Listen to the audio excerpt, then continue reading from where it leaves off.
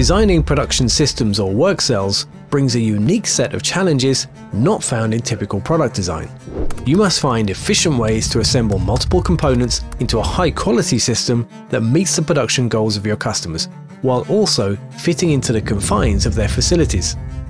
Average CAD software just isn't built to meet these challenges.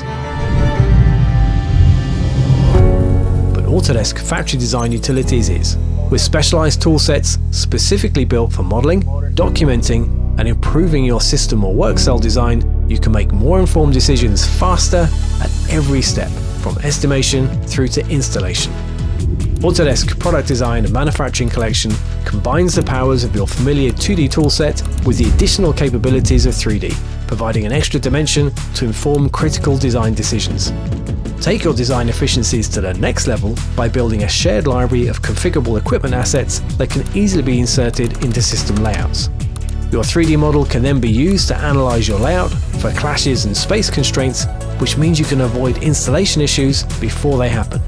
And connected data between tools empowers everyone on the project to collaborate in real time.